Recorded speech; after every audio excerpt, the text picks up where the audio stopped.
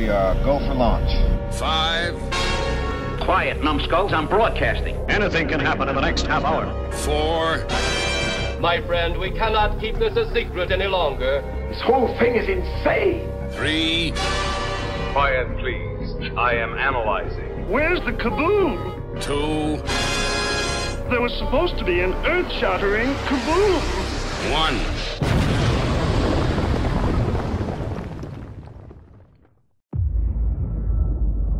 Don't cast that spell. It's too dangerous. Why? We tampered with the stability of space-time. The multiverse is a concept about which we know frighteningly little. Your desecration of reality will not go unpunished.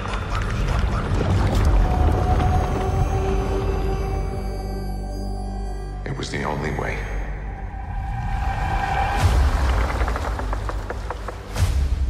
But I never meant for any of this to happen.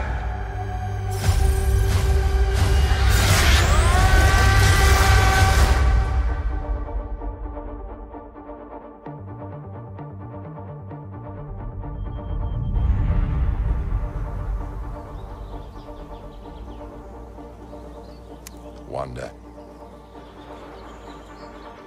I knew sooner or later you'd show up. I made mistakes, and people were hurt. I'm not here to talk about Westview. Then what are you here for? I need your help. With what? What do you know about the multiverse?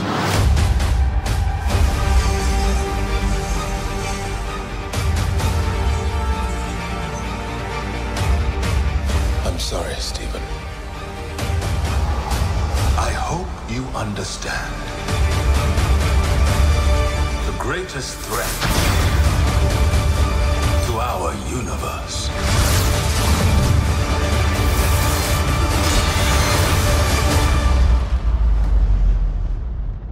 is you. Things just got out of hand.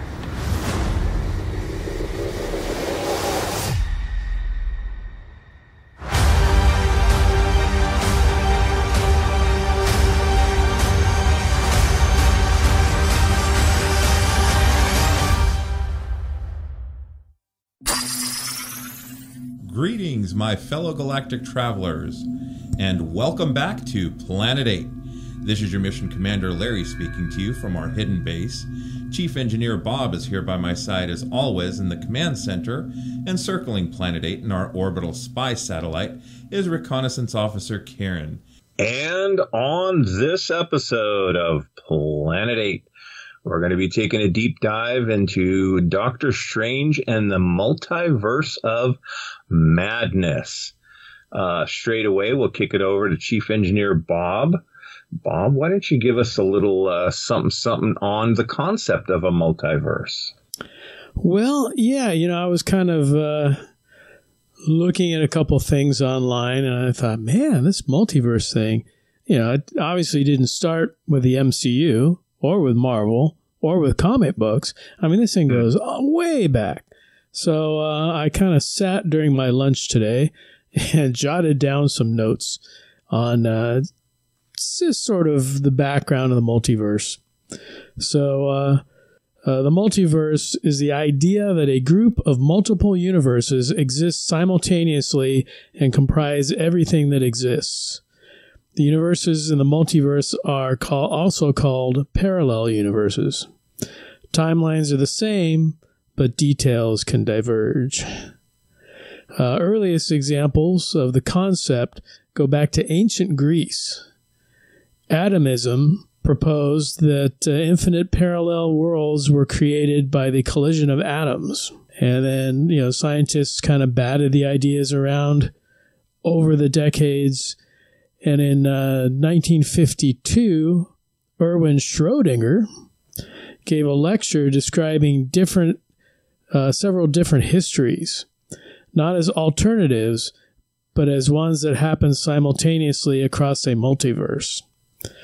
The term was first used in science fiction in 1963 by Michael Moorcock in his novel, The Sundered Worlds. Now, DC latched onto it, or at least latched onto the concept, in All-Star Comics number 3 back in the 40s. That's when they created the Justice Society of America, which was made up of characters from DC as well as other publications. This created the first sort of shared universe. So they were picking characters from different publishers and things that they had bought and put them all together under the DC banner. But they came from, like I say, divergent universes. Later, in 1953, Wonder Woman number 59, Wonder Woman is sent to a mirror universe where she meets Tara Taruna, who is a duplicate of herself. So that's sort of where they first kind of established that there were, at least in comics, that there were other universes and other versions of ourselves and mirrored societies that all existed at the same time. In The Flash, number 123, Flash of Two Worlds, Barry Allen is transported to an Earth where he meets the original Flash, Jay Garrick.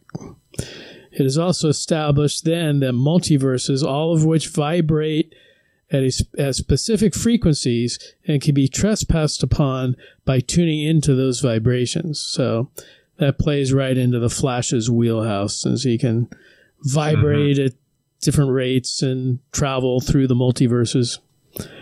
It was expanded on in stories like Crisis on Earth and Crisis on Infinite Earths. Marvel joined the pack in 1971 when the Multiverse and Earth 616 were created in the pages of Captain Britain. They actually had a story where he traveled through multiverses, and every multiverse had a different Captain Britain. And I guess at one point they became the Captain Britain Corps or something like that. So Marvel would go on to establish the multiverse in comics like The Exiles, X-Men, and Fantastic Four. The Marvel multiverse is supposedly protected and kept in balance by the Living Tribunal and was created by the Celestials, who played a big role in the Eternals movie. And then each multiverse is also protected by a Sorcerer Supreme, which brings us back to the subject of this episode. Interesting. I think, and I know the Avengers at some point, and maybe it doesn't count as a multiverse, but they fought some counterparts to the Justice League that were called the Squadron Supreme. But that might have been, maybe it was after 71. I thought it was before. But there's also a Squadron Sinister, which is really confusing because they look exactly the same as the Squadron Supreme. Well, that's the thing with the whole multiverse concept, and that, I mean, does that also take into account like other dimensions? Because, I mean, TV shows like Outer Limits and Twilight Zone and movies going back, a lot of them dealt with like someone from another dimension or looking into another dimension. Mm-hmm. I assume that would be like a multiverse, right? Yeah, it's hard. Like the terms, parallel worlds and dimensions, multiverse, timeline. I mean, I had questions about whether the timelines we saw in Loki, I mean, how different are those multiple timelines from the multiverses that we were hearing about in this film? Because you could see a path could diverge in a timeline.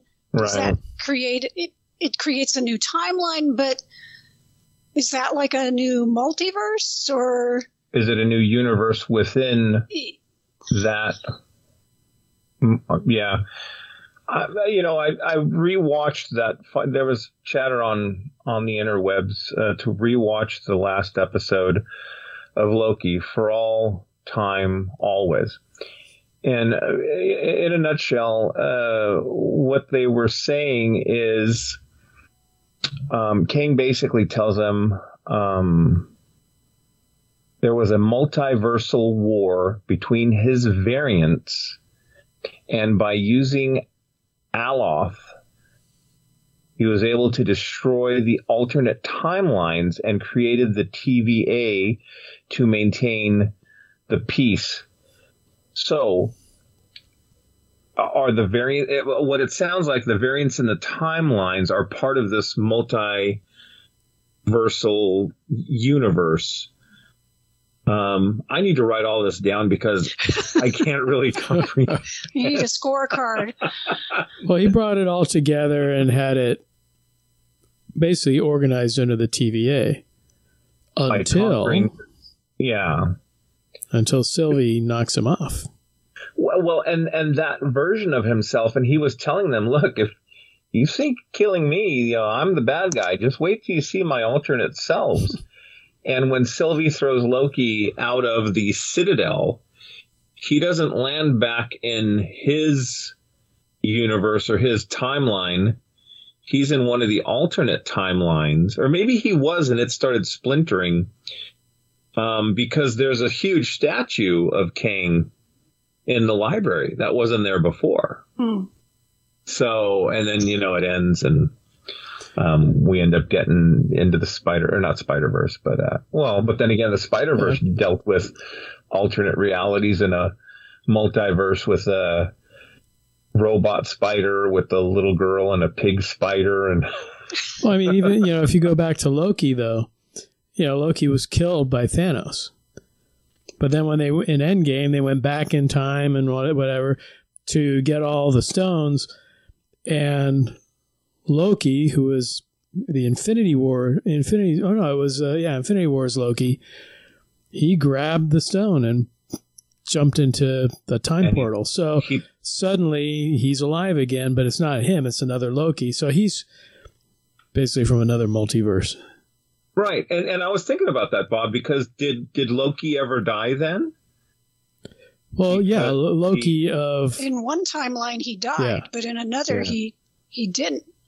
Whereas Thanos died in both timelines. Well, then again, Thanos died, but then they went back, and he found out. Yeah, but again, it's kind of divergent because otherwise there'd be like two Thanoses at some point. And he rewound Vision's death as well, because at first he died by Thanos' hand, and then he died by Wanda. Wanda did it first, and then and then he. So, and we're not even talking about Doctor Strange yet.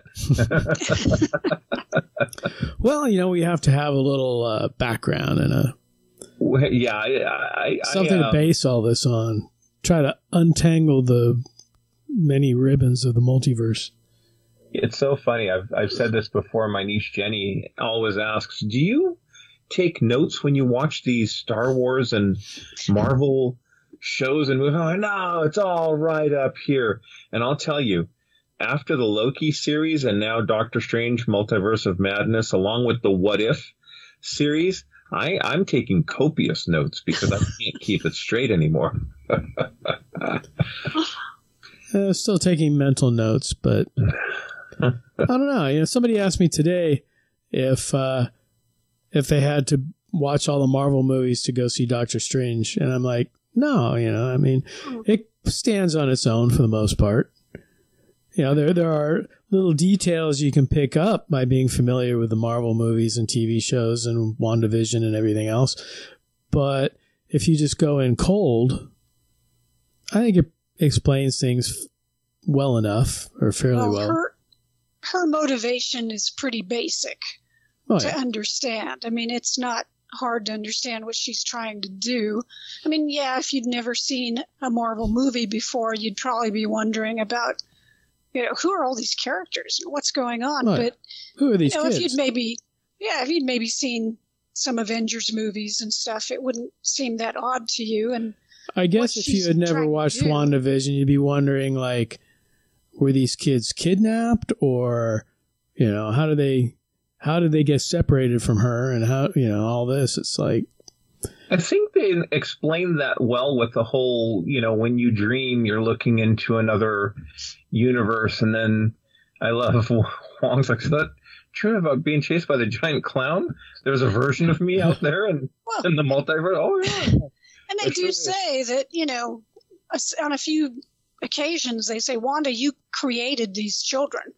You made them, so hopefully somebody who's just walking in will get the idea of like, oh, she didn't have these kids in a natural way. And I mean, the fact that she's a witch and doing all this other stuff. Yeah. Hopefully they'll understand that, oh, she created them in some magical way. I've always thought of these movies or even the comics, did you need to read that book to understand this book? Well, no. Did you need to watch that show? It's like an ice cream sundae. You can have a scoop of vanilla and be absolutely fine. You put a scoop of chocolate or pistachio, whatever you like, chocolate syrup, cherry, whipped cream. That's how these shows are. I mean, did you have to watch the last episode of WandaVision, Loki, and the Doctor Strange What If? No, but if you did, you get a little more of the inside jokes in the story and, kind of where they were going, I think. Yeah, I think, the one thing about the movie which kind of puzzled me was that as she went to these alternate multiverses looking for the kids and all that, there was no Vision in any of them. I know that he did not exist in any of these universes.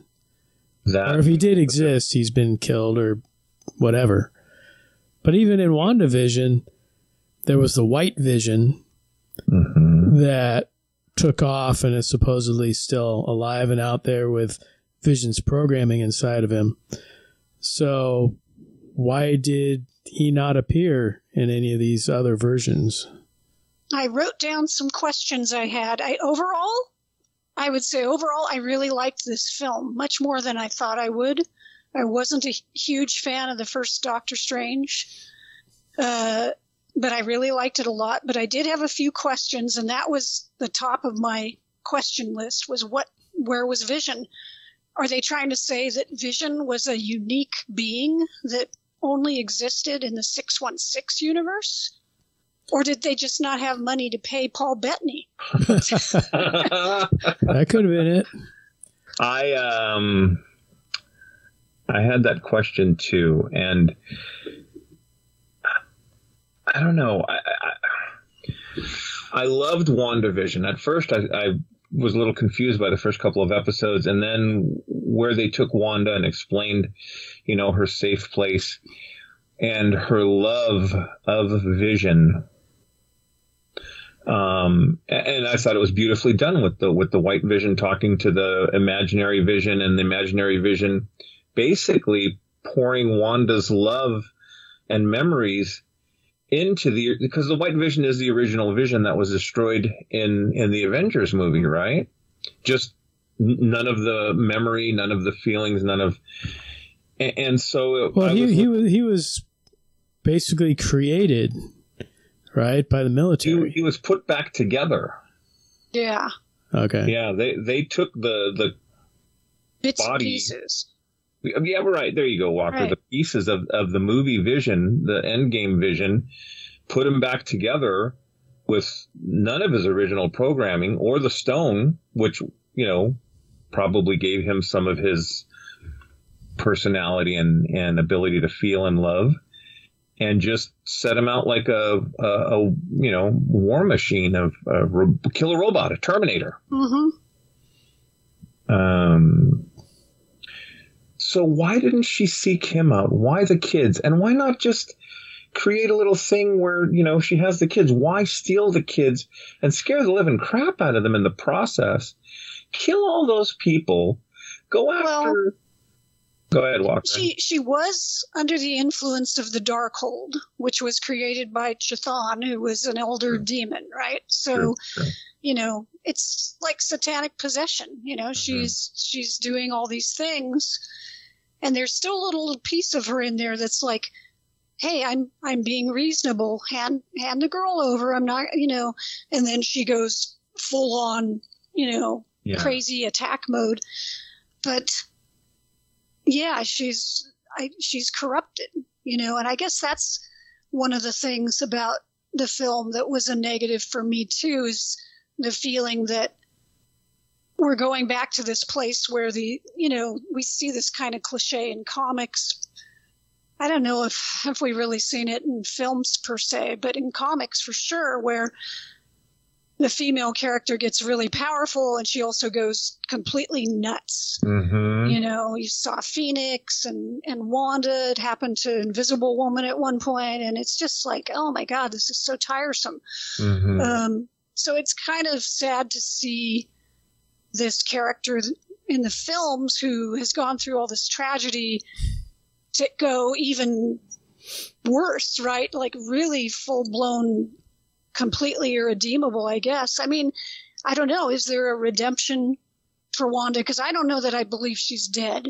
She buried herself. No, I mean, there was that big kind of flash of red, which I figured was like her zapping out of there or something. But no, I mean, you think about her background and just the pain of losing Vision, and she goes after Thanos for revenge, and she also in WandaVision she goes back to claim his body, which she finds out is all torn to bits, and then she created this world with Vision and the children, and then that basically disappears, and the kids go away, and she goes through that loss as well. And and then just takes a little dark nudge to get her going. And I get, the possession thing, Walker, that's a good point. But to me, what they did is all the growth of the character, all of it's kind of like Data all over again. And, you just, all that history, it's like, no, I thought, and I'm not going to,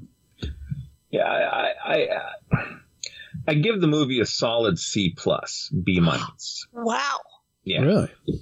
Yeah. Multiverse of Madness, it was more like Sam Raimi's Multiverse of Horror, especially in the last act, which is fine. If you're a Sam Raimi fan, you're going to love this movie, especially, the zombie and the possession and all the darkness and stuff. But, I mean, what if established this evil Doctor Strange and all the banter and the arguing between Tony Stark and Stephen Strange, they're very similar. Well, and there's an arrogance. Narcissists. Yeah. Yes. Right. Arrogance. Arrogance is the best word for it. Yeah. Yeah. Thank you. And in that what if, he could not give up the fact that he couldn't save or be with Christine. And he spent years becoming this monster that she could no longer love or identify with. And then ultimately they use him in the, Ultron finale and stuff like that. I thought it would have been much more interesting to have multiple versions of Stephen Strange. They talked about him on, 818, whatever, 838, whatever Earth they were with the Illuminati, and how he used the Darkhold, right? And turned a corner he couldn't come back from. I think it would have been more interesting to have different or multiple versions of Doctor Strange. Well, we got 3. I mean, I know and I've heard other people complain that, we didn't see enough really weird multiverses, we didn't see enough strange things, but... Well, from what I heard, there was like 40, 45 minutes cut out of the film, so who knows what was in there, yeah. Well, I also heard that there was issues because of the timing with Spider-Man and Doctor Strange, and, I think originally I think Doctor Strange maybe was supposed to come out first, and they had to redo some of the story. And so there's nothing in this film that really connects back with Spider-Man and what happened with him kind of opening up the multiverse, which I thought we were going to deal with in this. I thought the repercussions of that would be felt. There's like one reference to Spider-Man, and it's kind of offhand. Mm-hmm. So that was a little unusual. Now, I will say, though, there are a lot of things about this film I like. I would give it a B+. And like I said, I was not a big Doctor Strange fan, but I feel like this film really moves. And I'm not a huge Sam Raimi fan either, but it really moves. I feel like it's really paced well. I was never bored during this movie. I feel like even though there's a lot of exposition, it comes across really naturally. And I like the story they tell for Doctor Strange because, like you said, he can be kind of an a-hole character, because he is very arrogant. Mm-hmm. But he did have something to learn in this film, right? And so he's exposed to these other versions of himself that are not that different from who he is, but he sees the extremes he could go to. And he realizes, he has to kind of learn to let go. He has to learn to trust others a little bit. He has to, that whole thing about you always have to be holding the knife. He always has to be in charge. He has to be the guy, right? So I liked the fact that they gave him that little arc within the movie. And, you think back to where he was in like Infinity War, and he basically tells Tony, hey, I'll sacrifice you and the kid, to save the time stone. He was very cold-hearted and very, very practical about everything. And in this one, he really kind of turns around and he, he helps the kid, he puts the kid's needs ahead of his own and maybe, the universe's. Well, I think one thing that really, a big turning point for him as well was when he saw the 4 million whatever versions of the ending of Endgame, or basically seeing the versions of the Endgame, and there's only one way they could win. And then he realized the only way that they could win was if Tony survived, because he was the key to defeat Thanos in the end. Mm-hmm. And so I'd sacrifice you both for the time stone. It's like, well, now I got to sacrifice the time stone for this guy. No, that's a good point. Yeah. And he kind of references that at the beginning of the film where he says, hey, there was only one play I could make. Mm-hmm. I need to watch the movie again, so maybe my grade will climb or it might lower. I don't know.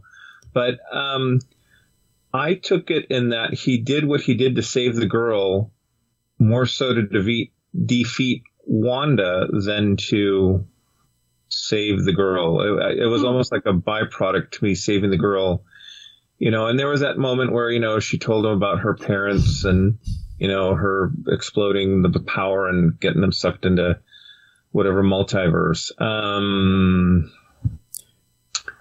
I don't know. It wasn't a bad movie. It was good. There were moments in it that I really, really liked. The cloak getting its patch. That was kind of interesting how they did that. But I don't know. I think I liked it, more as Karen does. And I won't grade it, but I love Sam Raimi. I love The Evil Dead. People are always like, oh, these superhero movies are all alike and they're all the same story and the same. Well, this one wasn't. So I'll give you that. No, don't go bitching about it. You want something different, you got something different. But I think one reason why it moves the way it does is that even though you have other things going on and Doctor Strange goes off into the different multiverses and things, you still have this overshadowing presence of Wanda through the whole thing. Mm-hmm. Or I should say the Scarlet Witch through the whole thing. So she is like, an ever-present threat throughout the movie.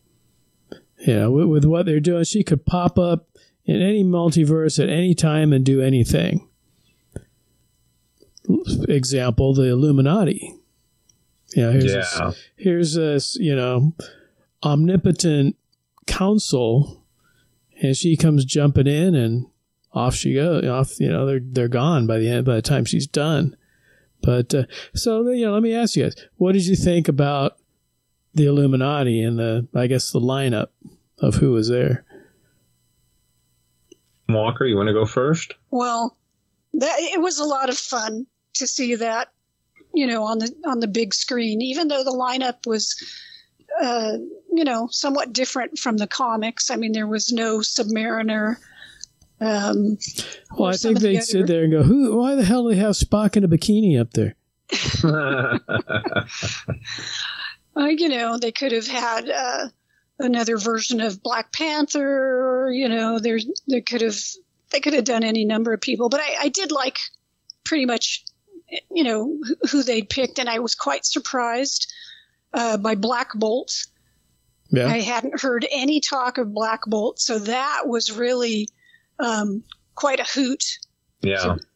Well, I was totally surprised by Reed Richards. I didn't, I knew he was part of the Illuminati, but I didn't think, when Christina basically says she's part of the Baxter Institute, I thought, ooh, that opens the door for something someday.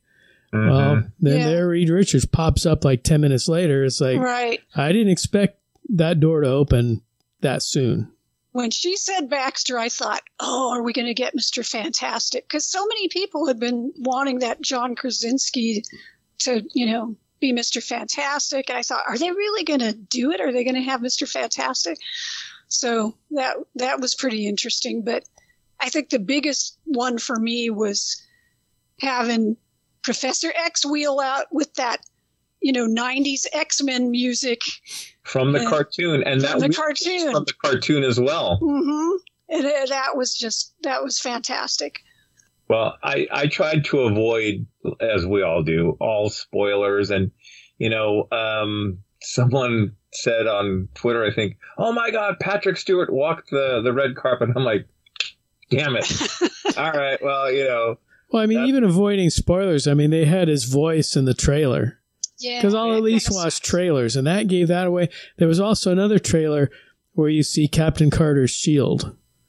Yeah, well, and it's like, okay, well, Captain Carter's going to be on there. Yeah. So. Yeah. It was interesting to me. I liked the lineup of the Illuminati, and it was different from the comic. And the Illuminati in the comic, it was the biggest brains, or some of the smartest people in the comic universe. And didn't T'Challa walk away from it because he thought it was wrong? Right? Initially, he walked away from it. They had also gone to Captain America at some point, and he was the same way. Like Steve was, yeah. But it was it was a variation of characters that we've already seen in the MCU and the X-Men, except for Reed Richards, and that's when I just lost my mind. And of course, Jasmine's there like, who's that? Who's that? And I'm like, it's Mr. Fantastic, with tears in my eyes.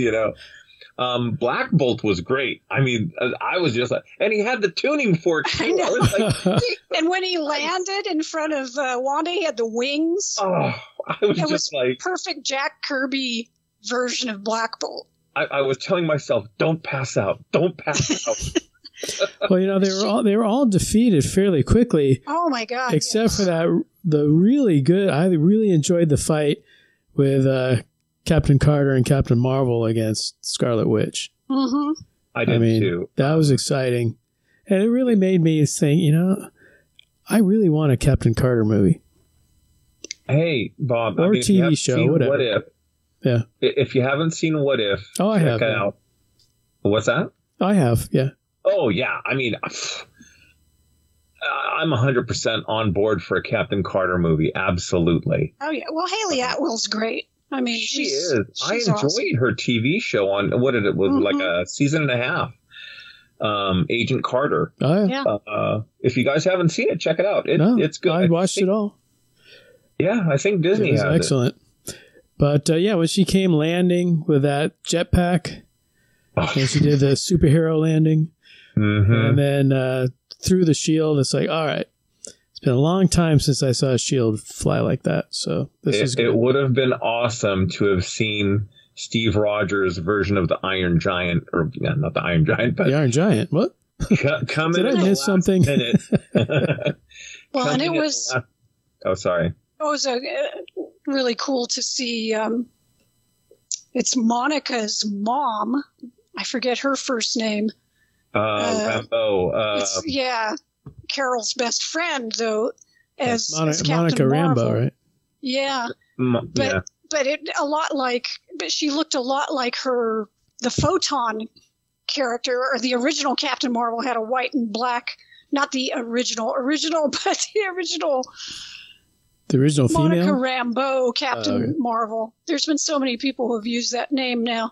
Had a white and black outfit. So that was really cool. And she really, showed those powers off, Maria. Maria, thank you. Maria Rambeau, yeah. The powers that she harnesses are pretty intense, and they did a really nice job with that fight. Yeah, I kind of wish that Mr. Fantastic would have lasted a little longer. He just turned into spaghetti. And that was it. Well, and to be fair, that's pretty much what happens in the books, too, most of the time. So the worst thing, though, was Black Bolt. That, I was just completely aghast. I don't understand that too much. Yeah, Well, it had nowhere to go. When I realized it was Anson Mount, I'm like, oh, Larry must be enjoying this one. Oh, I sure did. I was like, oh my God. But I didn't remember that he played Black Bolt in the TV. And that terrible Inhuman series or whatever. It was sad. It's but awesome. why didn't it blast out where his mouth was? Why did it go through skull and, probably because it's a cooler effect. So yeah. Somebody somewhere, I forget where I saw it or read it, had said, wouldn't he make a great Reed Richards? Yeah, he would. Yeah. But, I always thought, what's his name from Mad Men would have made a great Captain America. Draper, the guy that played Don Draper. He had the jaw for it, but I'd never be able to see him as like a morally upright John Hamm. The kid that played Johnny Storm in the Fantastic Four movies, you saw that? If he can do it, I know. If he can do it, frankly, Howard the Duck could be Captain America.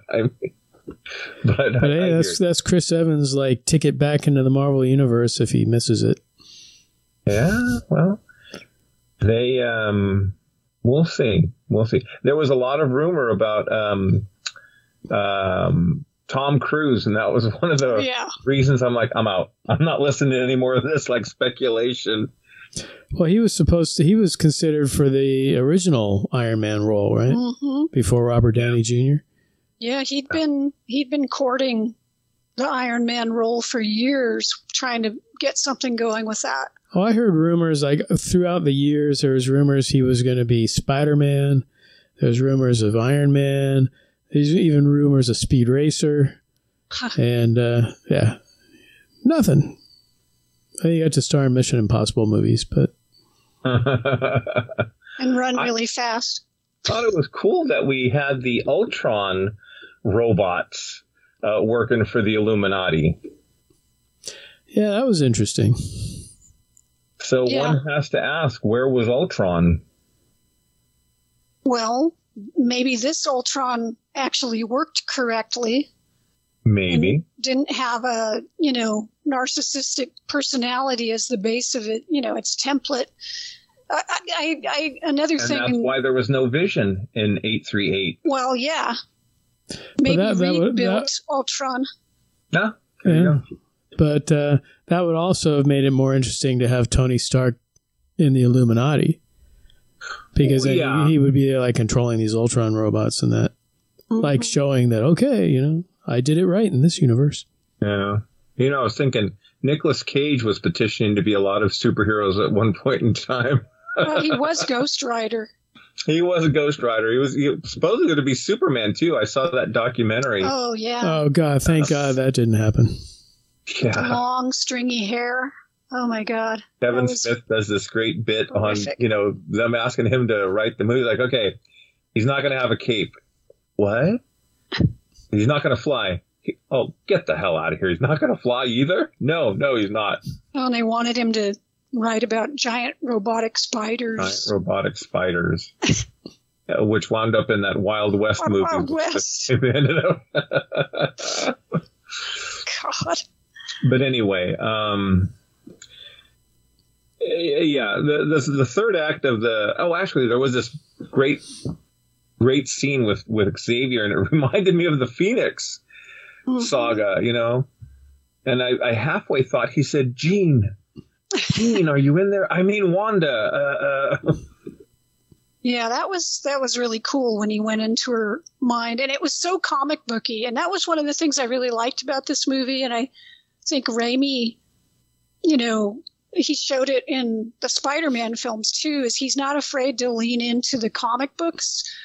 And, you know, Doctor Strange grabs his head and he points at Wanda, and he uses his, you know, telepathy to go into her mind and kind of I think a lot of that was Feige too, because my understanding is they're really trying to embrace this whole multiverse concept. And at one point, as America and Doctor Strange are going through the universes, it's like, were we animated, you know, back there? Yeah, I think they went through 2 cartoon universes.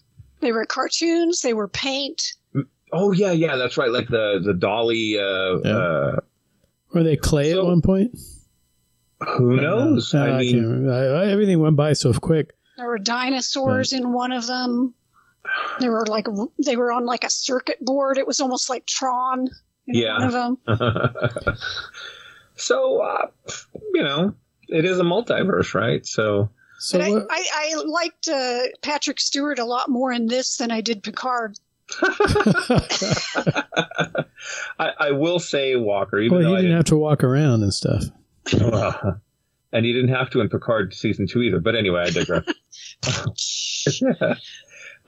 It was great hearing that Walker enjoyed a film, because usually she's like, well, once again, I'm like, oh no, come on. For the most part, I enjoy the Marvel films. I may have a nit to pick here and there, but the Marvel movies usually do pretty good with me. Okay. Well, it might have cleansed your Star Trek palette a little bit. Yeah. Yeah. Well, I'm liking Strange New Worlds so far, so we'll see. That is true. Yeah, but I mean, if you don't follow Walker on Twitter, you need to, because she'll, you know, well, I watched this shit burger. I'll never get this hour back in my life. I'm like, oh no. No, I did like this. One thing I thought was interesting about Doctor Strange, and I have to go back and watch some of his other appearances, but a lot of the times in this, his use of his powers reminded me a lot of Green Lantern, because he would like manifest like hands and right. shapes and stuff. Mm-hmm. Like to kill the big eyeball monster, he made these hands and he grabbed a post and whacked at it, and then he did some other stuff where he like manifested different objects and things with his power. And I thought, the big chainsaw, or the big exactly, saw blade. There was a lot of very Green Lantern-ish type activity. But he also used a lot of his fighting skills as well, which he hadn't done since the first movie. That's true, especially when he was down in that pit with Mordo. Yeah. Mm. And what I liked about this film also is that there was humor in it, but it wasn't. It was at appropriate moments, and it wasn't over the top. You know, it didn't feel like they were forcing it. True. I think, I like Raimi's sense of humor. Even in the Spider-Man films, I love those films.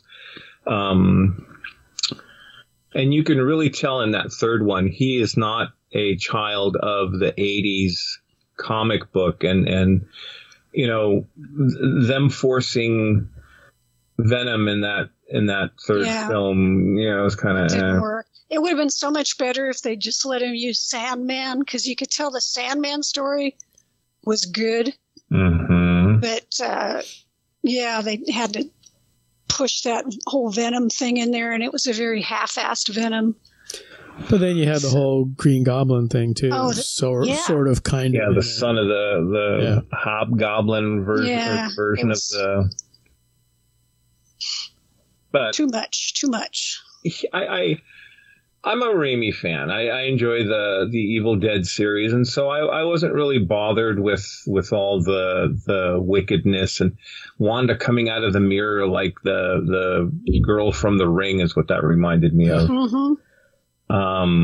There's some genuine creepy moments in the film, like when they're in that tunnel trying to get to the door. And she's kind of staggering after them, and her eyes are red, and she's really creepy because at that point her body is really jacked up. And then the door closes, and they're like, "Where is she? Where is she?" And there's that jump sideways, yeah. There's some really scary stuff. I mean, it's not hardcore scary, but there's some nice little scares thrown in here and there. And I think the whole zombie Doctor Strange is pretty cool. Oh, that was fantastic. He had to inhabit his dead body and come back to appear in that universe. Yeah. That was definitely cool. I got to say, I really had, before I forget to say it, the second post-credit scene has got to be my favorite of all the Marvel movies. You must be a big fan of Bruce Campbell there, Chief. I was going to say I love Bruce Campbell. What are you talking about? But I mean, he had probably been slapping himself for days? 3 weeks. Yeah, because he said it would last for 2 weeks or something. Yep. And he's sitting there slapping himself and stops and it's over. And it was over. That was great. I loved it.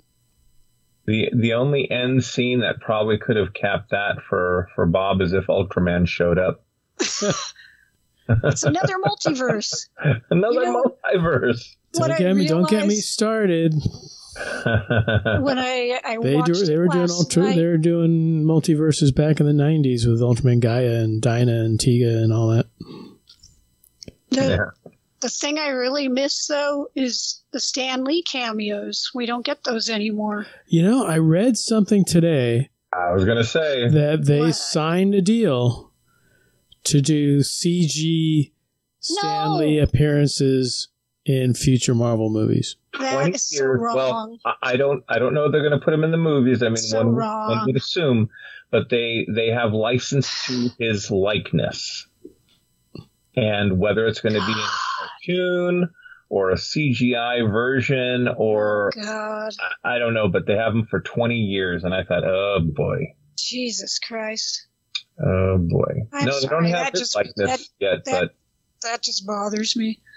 They don't have Jesus' likeness, but I hear they're in talks with the Vatican. So, one never knows what Disney... don't they have that cloth with an image of his face on it or something? Oh, I'm sure it's something. I always thought they could take something and clone him through that. It'll be like THX 1138, and you'll go in the booth, and there'll be the little hologram of Jesus. That would be like the second coming, right? When Christ is supposed to come back, and that's the end of the world and all that. It'll be his clone. That's how it'll come back. There is no sanctuary. Seafood, fish, plankton from the sea. I've never been to the Scum and Villainy Cantina, but I watch their just like trivia and podcasts and stuff. There was a guy that would go to the shows all the time, and the owner would come up with this obscure Star Wars trivia, and this guy would be in the top 3 every time they had these contests. The guy unfortunately passed away at a young age. And the owner was saying to honor his memory, they talked to the family, and they're going to do a carbonite version of him and hang him up in the bar. And I was like, well, okay, in a way that's kind of cool, but in a way that's kind of creepy. Yeah. Well, when I went to ILM, I took the tour, and they had the actual Han Solo and carbonite prop up on the wall, and it's like in a lobby area, like second floor lobby, I think, or third floor lobby. And then on the other side, they have a carbonite of Jar Jar Binks. sitting there. That's funny. So, yeah, I mean, they could do carbonite of anyone. I've got a small carbonite version of a tiki guy in the kitchen. Interesting. A carbonite tiki. I will affirmatively say, please do not have a carbonite version of me when my time comes anywhere. Oh, darn it. Yeah, sorry. I have a space all picked out, too, Larry. just waiting. Well, maybe we can set something up when we have the Planet 8 Museum of Modern History, and all three of us can be up there. Carbonite. I will say one thing about this film that stood out to me. Mm-hmm. Soundtrack. Yeah, Michael Giacchino, right? Mm-hmm. Danny Elfman, I think. It was Danny Elfman, and they used some of Michael's stuff from before. From before, okay. Yeah, it was Danny Elfman. There were certain moments in the film where I was like, oh, I really like this music. Especially the segment where Wanda was trying to dream walk into other Wanda. She's like floating, and the stuff's, the little hexes and stuff are flowing around her, and they're showing her eyes and all this other stuff. Just some really kind of creepy, like the magical music. ether. Yeah, and some other music in other parts of the film, but I was like, oh yeah, this isn't the usual like completely unmemorable Marvel soundtrack. I was talking with my niece, Kayla. She'd seen the movie Thursday night, and she texted me, did you see it? Let's talk. And I'm like, you got to pull my geek card. I'm not going to see it till Saturday matinee. But the music battle that they had with the musical. Oh, that was really cool. It was cool, but it was so out of left field. And she's like, is there a comic reference to that? And I'm like, none that I'm aware of. They just pulled that out of their hat and threw it up on the screen. I don't know. I liked it. I thought it was unusual, but I thought they're sorcerers. They're going to do strange things like that. I didn't have a problem with it. I just thought it was an interesting choice. I mean, what is that? The Sorcerer and the Stone, when they're having a battle, Merlin and the witch, and they're turning each other into like grasshoppers and pigs and going back and forth. It kind of reminded me of that. It was very abstract, an abstract battle to have, and as it escalated, the music, or whatever the song was, it was interesting. It's memorable for me. Abracadabra, hocus pocus. Yeah, that's another. It good wasn't just blasts back and forth. Right. It was musical notes. Yeah, I liked that a lot. And yeah, the zombie thing, I really loved the visual of that once he had all the spirits behind him and the arms spread out, and he used them like a cloak to fly over to Wundagore Mountain. And Wundagore is another nice nod to the comics. In the comics, originally Wundagore was referenced as the hideout of the High Evolutionary. That's where he was making his beast men and everything. But then later on, it tied into Wanda and Quicksilver's origin, because there was this whole story about, their mother, when she was pregnant, came to Wundagore Mountain, and she gave birth on the mountain, and blah blah blah. So they kind of tied that all in, although they made it just this mystical hideout essentially.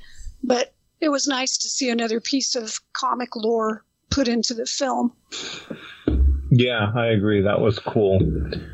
Not a lot of people will know the High Evolutionary.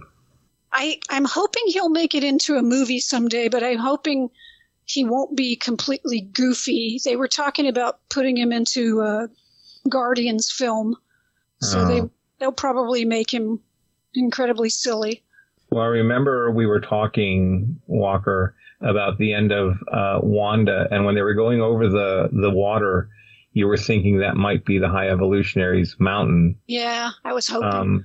I was thinking it was going to be Magneto's cabin from the X-Men film, and they'd And that was the other thing that like really excited me, is that in WandaVision, they established that her brother wasn't really her brother. It was like Dick Nibbler or whatever the guy's name was.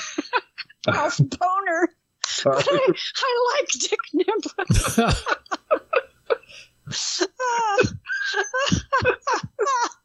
Well, so maybe in one of the different universes he's out there, but that version of Quicksilver is my favorite. And who knows, maybe he'll show up in the MCU. I will go to YouTube and just watch his speed scenes. Oh yeah, those are so good. Oh man, those are a lot of fun. One of them is Sweet Dreams Are Made of These by Annie Lennox. But is that where he pulls everybody out of the mansion? Out of the mansion, that's terrific. And the first movie, though, where he's in that kitchen, that's fantastic too. Anyway, I digress. But we do a lot of digressing on this show. Hoping Mr. Nibbler shows up in a future Marvel film and or X-Men movie. I had a note here about Shandu the Magician. I watched Mr. Lugosi. It was a radio show, and I was watching the 1978 Doctor Strange made-for-TV movie with God. Peter Hooton. Anyway, there was commentary. These two guys were going back and forth, and I'd never heard Shandu the Magician. There was a movie. Mr. Lugosi was in that movie. But he was also in the radio program, and he had petitioned to be the hero in the movie that was based off of the radio. Anyway, it's on YouTube. If you guys Google Shandu the Magician, and Stan Lee would always talk about, the announcer saying, and now we'll go into the adventures of Shandu the Magician. And there was this like eerie gong that would show up. And that was his idea to create this Doctor Strange character with Steve Ditko later on. So, fun fact of the night or day. Is nothing original? I ask you. Not really. It's all in how you present it. There you go. Well, and those early Doctor Strange really benefited from Steve Ditko's art. It was so abstract and bizarre, and just it suited that magazine so well. It did. I mean, before there was talk of like the multiverse and all, he was taking us into all these different like realms and, planets with tentacles and all, and a lot of that influence made it into the first film when the ancient one was throwing him, out of his body and, but yeah. We owe a lot to Steve Ditko on this. Many different comics. Before we get into the end of the program, I did want to ask, have you guys seen the Michelle Yeoh, speaking of multiverses, Everything Everywhere All at Once, I believe is the name of the movie? Not as of yet. Okay, I have to watch Doctor Strange a second time before I put in my final grade on it or my final thoughts, but I liked her version of the multiverse better than Doctor Strange's. I've been hearing a lot about it. Different, she's not a superhero by any stretch of the imagination. She owns a laundromat with her husband. But it was it's 3 hours long, so plan your potty breaks appropriately. But it was an amazing movie, and I'll leave it at that. So at some point, we'll the three of us get together and talk about it. Furthermore, speaking about multiverses, any other thoughts about Doctor Strange or Loki or What If or WandaVision or anything else that we... No? Okay. I mean, I would just say, if people are out there and they're hesitant because they think the movie is too horrific or they haven't seen a lot of Marvel films or whatever, just go see it and enjoy it. It stands on its own. Yeah. Right, exactly. It's like an enhancement if you've seen others, but you'll still enjoy it. Yeah. It's it got a PG-13 rating, and that kind of surprised me with the zombie stuff at the end. But hey, I'm not part of the MPA or whatever group. Well, someone asked me about the horror elements, and I said, no, it's Sam Raimi horror. It's not gory. It's not gross or anything. It's almost comedic horror, really. Well, it has some good horror elements, but it's a little lighter than Well, not to put us down, but I think our take on horror, we have a lot more. What's the word? Cojones? Yeah, it takes a lot to get us to kind of cringe at a horror movie. I think like asking Will, is that too salacious? That's the wrong person to ask.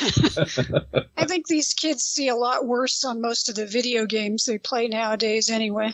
Yeah, that's probably true. So. And now I feel really old. Yeah, so somebody on Facebook asked, what was the scariest video game you ever played?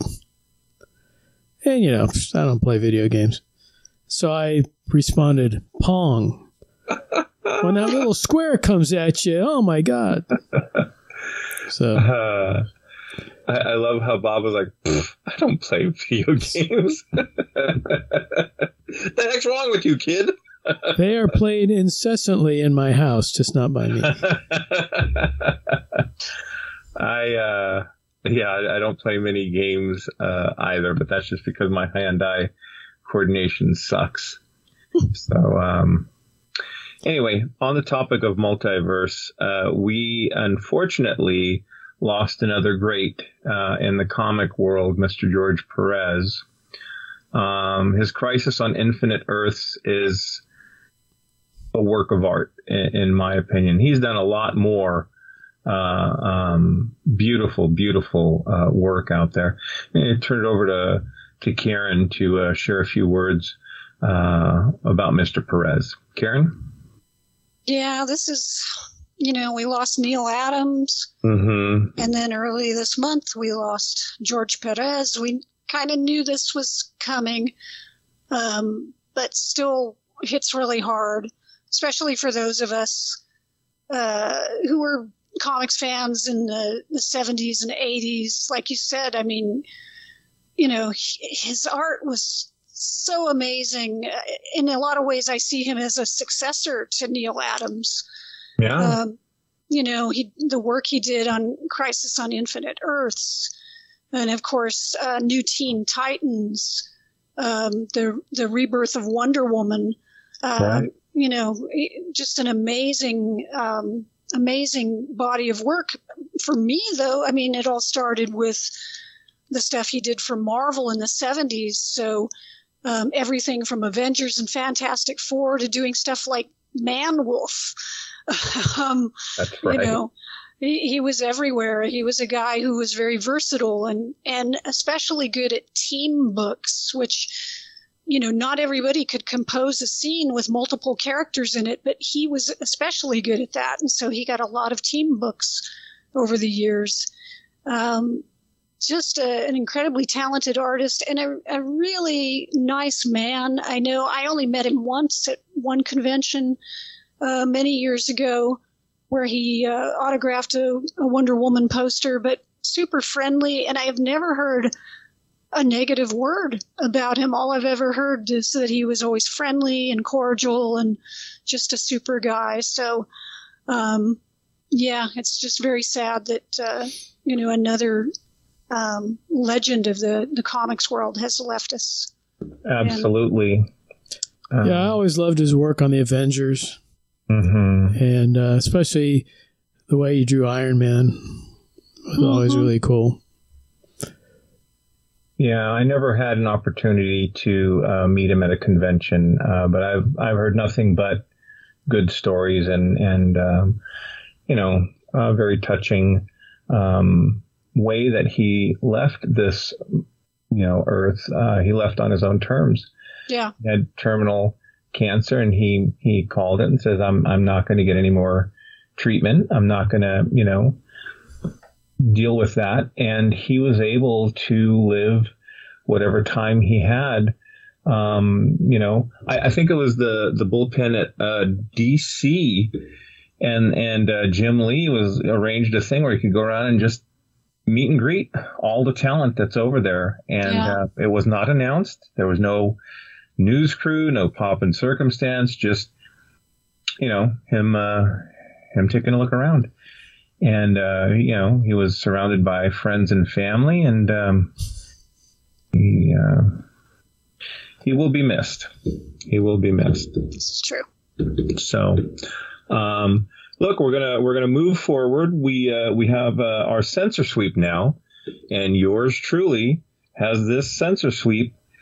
In keeping with the Doctor Strange motif, I have here a copy of the Book of the Vishanti.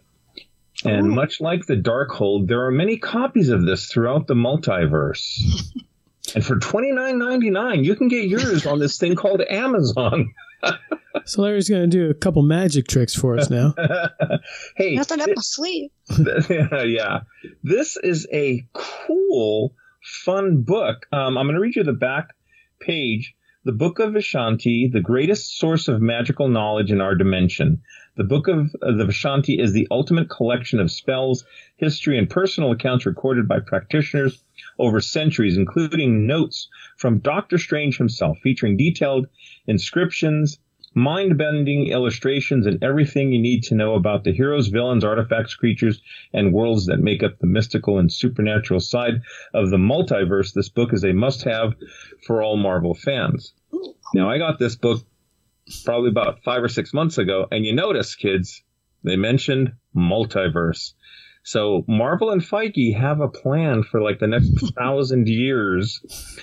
Anyway, there's stuff in here about obviously Doctor Strange, the Sorcerer Supreme, Dormammu.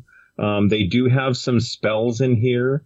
There's a mention of Clea, which we didn't mention actually in the post-credits scene. Yeah, mid-credits. Kaldor's reversal spell. So let me go ahead and do that incantation. We can cover Clea's part in the film.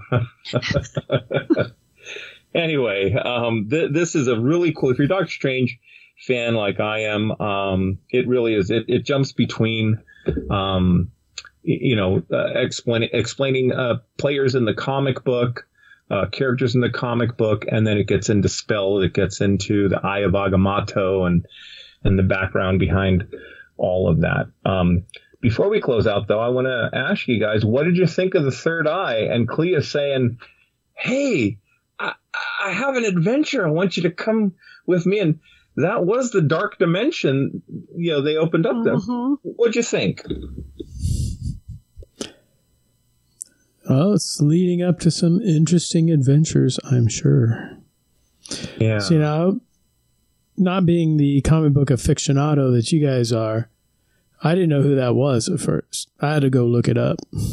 Well, I don't know who she is in the MCU, but that's the goddaughter, not the goddaughter, the niece. She's the niece of Dormammu. The niece of Dormammu. So now that Christine is out of the way, it clears the path, because in the comics, Clea and Doctor Strange had a relationship, so it kind of clears the path. The thing that surprises me, so it was Charlize Theron, who I'd been hoping they would get into the MCU, but I was kind of hoping they would get her into a more physical role, like a more of a martial artist kind of role, because Clea in the comics, at least in the past, was always much more a stand back and shoot spells off kind of person. She seemed like an enchantress character to me. Yeah, she didn't get into any fisticuffs. So, well, it's a multiverse walker, so you never know. She'll come to another movie being some other character. Well, we'll see what happens. But no, it was exciting. I'm a little disturbed that Steven has that third eye, though. Right. So and he kind of was okay with it. Like, okay, let me go. Let's go. You have to wonder how corrupted he might be. Yeah. Yeah. Just more power for him to wield. Oh, I don't know. This may not bode well. With great power comes... Hey, Mordo's going to come collecting because he said at the end of the first one, there's always a price to pay, Steven. I don't know. Yeah. Will he be in the third film? Will he? We'll see. We'll see. When next we talk, it'll be our 100th episode. Oh my God. And are you guys going to be surprised what all we're going to do for our 100th episode? That's all. And so are we. And we're going to be surprised too. It's going to be amazing. Anyway, you guys stay safe. Thank you for listening. Peace out. On that note, this will conclude this transmission from Planet 8. We would like to thank all of our intergalactic audience for listening. Be sure to head on over to our website at www.planet8podcast.com, where you can get more information on this episode's topic. For more conversation, find us on Twitter at Planet8Cast. Or on Facebook at facebook.com/Planet8Podcast. We want to thank you guys for tuning in each and every episode. We look forward to your input and opinions. Until next time, this is Planet 8 signing off. End transmission. By George, he's got it. It is the end.